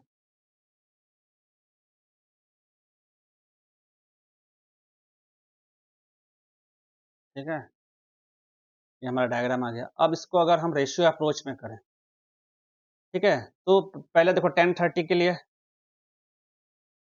10-30 हो जाएगा। देखो अब इसे मान लो P1, ठीक है, और बड़ा वाला को मान लो P2, ठीक है, और ये तो हमारा B 78 मीटर, सेम बेस है। ठीक है ना। तो 10-30 हो जाएगा हमारा P1/B, तो 10-30 डिग्री है 1/√3, जो कि ये P1/B हो जाएगा। तो इसे हम लिख सकते हैं ऐसे, P1:B हो जाएगा 1:√3। लेकिन B का एक्चुअल वैल्यू कितना है, √3 तो नहीं है, कितना है, 78 है। ठीक है, तो B का एक्चुअल वैल्यू 78 है, लेकिन B का रेशियो वैल्यू कितना दिया हुआ है, √3 दिया हुआ है। ठीक है, तो हमें √3 से 78 आने के लिए कितना मल्टीप्लाई करना पड़ेगा, पता नहीं, तो हम क्या करेंगे 78/√3 कर देंगे, 78/√3। तो सेम P को भी हमें सेम नंबर से मल्टीप्लाई करना है, 78/√3 मल्टीप्लाई करेंगे तो ये हमारा एक्चुअल वैल्यू आ जाएगा 78/√3, और एक्चुअल वैल्यू जो P है उसका मतलब क्या, ये है हमारा YT। ठीक है, अब दूसरा लो केस, दूसरा केस है हमारा 10-60 डिग्री P2/B, 10-60 डिग्री है हमारा √3, और P2 तो P2 ही है, और B 78 है। तो हमारा इसे हम लिख सकते हैं P2 ने, ये हमारा B, P2B लिखो, क्योंकि हम रेशियो वाला अप्रोच कर रहे हैं ना। तो अब इसे हम लिखेंगे P2:B। ठीक है, तो ये हो जाएगा हमारा √3:1, लेकिन B तो 1 नहीं है, B कितना है, 78 है, तो इससे हमें 78 से मल्टीप्लाई करना पड़ेगा। तो हमें √3 को भी 78 से मल्टीप्लाई करना पड़ेगा, तो ये हमारा हो जाएगा 78√3, और 78√3 एक्चुअल वैल्यू है, तो एक्चुअल वैल्यू क्या हो जाएगा, XT हो जाएगा हमारा। अब हमें क्या चाहिए, XY चाहिए, तो XY क्या होगा, XT माइनस YT। तो XT कितना है, 78√3 माइनस 78/√3, इसको सॉल्व करना तो आ जाएगा हमारा 52√3। ठीक है, इसी को अब देखो, इसी डायग्राम को फिर से हम इधर कॉपी करें, ठीक है ना, इसी डायग्राम को फिर से अगर हम इधर कॉपी करके पेस्ट करते हैं, अब देखो लाल वाला लेते हैं, 10-30 डिग्री क्या है, इससे हम B1 मान रहे हैं, सॉरी इसे हम P1 मान रहे हैं, और बड़ा वाला को हम P2 मान रहे हैं। ठीक है, और ये हमारा हो गया B, ये हो गया हमारा B। ठीक है, अब देखो 10-30 डिग्री, 10-30 डिग्री का होता है 1/√3, लेकिन ये √3 नहीं है, कितना है, 78 मीटर है। तो √3 से 78 मीटर जाने के लिए हमें क्या करना पड़ेगा, 78/√3 से मल्टीप्लाई करना पड़ेगा। तो सेम हमें 1 को भी इंटू 78/√3 करना पड़ेगा, जो कि हमारा 78√3 आ जाएगा। ठीक है, अब ब्लू पे आओ, ब्लू 10-60 डिग्री है, तो 10-60 डिग्री का मतलब क्या, √3/1, ये B के लिए ये 1 है, लेकिन B तो 1 नहीं है, B कितना है, 78 है, तो B तो 1 नहीं है ना, B हमारा कितना है, 78 है, तो 1 से 78 जाने के लिए हमें 78 से मल्टीप्लाई करना पड़ेगा, सेम 78 इसे भी मल्टीप्लाई करना पड़ेगा, तो अब ये हो जाएगा हमारा 78 ठीक है। अब आ गया P2, अब आ गया P1, इसका मतलब XT और YT आ गया हमारा, अब हमें सॉल्व करना है। अब हमें चाहिए क्या चाहिए XY, अब हमें चाहिए XY, तो XY हो जाएगा हमारा XT माइनस YT, XT हो जाएगा हमारा 78/3 माइनस YT हो जाएगा हमारा 78/3। इसको सॉल्व करना तो ये आ जाएगा 52/3। ठीक है, तो ये हो गया। इतना इतना हमें टावर को इंक्रीज करना पड़ेगा ताकि एंगल ऑफ एलिवेशन 30 डिग्री से 60 डिग्री बन जाए। देखो सिंपल है, तो कुछ भी नहीं है, पहले हमारा B1 B2 होता था, अब P हो रहा है, ठीक है ना।